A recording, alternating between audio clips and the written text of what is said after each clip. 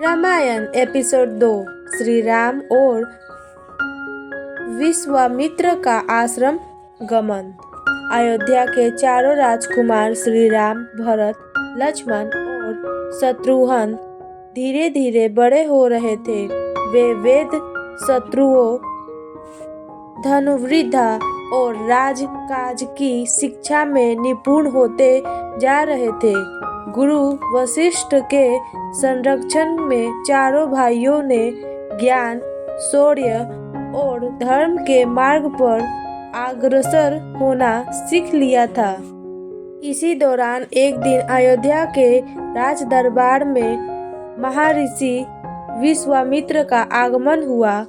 राजा दशरथ ने महर्षि का आदरपूर्वक स्वागत किया और उनसे उनके आगमन का कारण पूछा।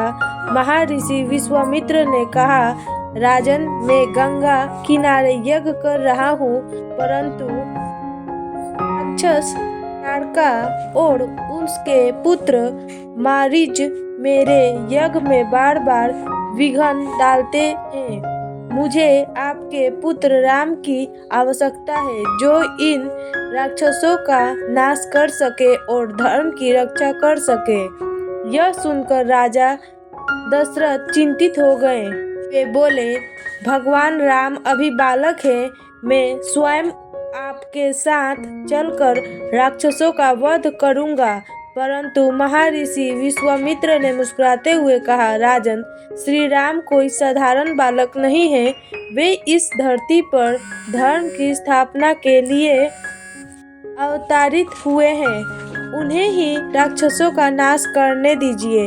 राजा दशरथ यह सुनकर गहरे सोच में पड़ गए। माता कौशल्या भी अपने पुत्र को राक्षसों के विरुद्ध भेजने से चिंतित थी, परंतु गुरु वशिष्ठ ने समझाया कि यह श्री राम का धर्म और कर्तव्य है।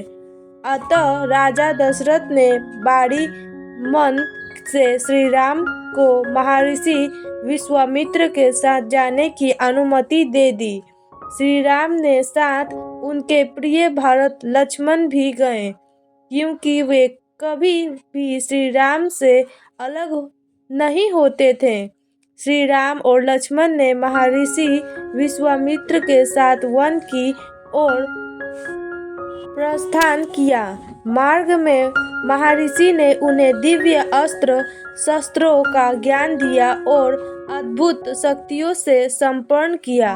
महर्षि विश्वामित्र ने उन्हें बाल और आतिबाल नामक मंत्र की दिए, जिनसे वे भूख प्यास से मुक्त हो गए।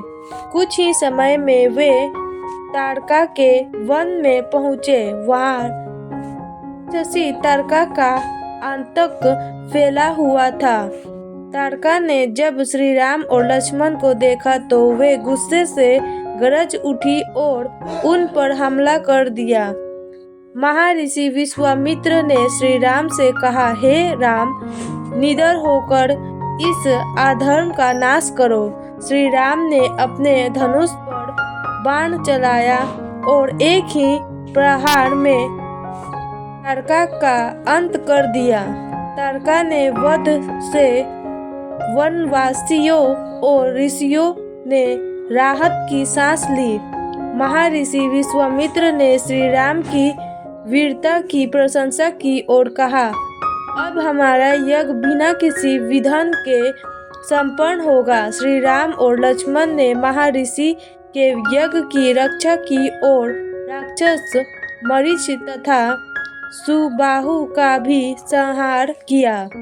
इस प्रकार श्री राम ने अपने जीवन के प्रारंभिक चरण में भी धर्म की रक्षा और अधर्म के विनाश का मार्ग प्रस्तुत किया। यह यात्रा केवल शुरुआत थी। आगे उनके जीवन में और ही महान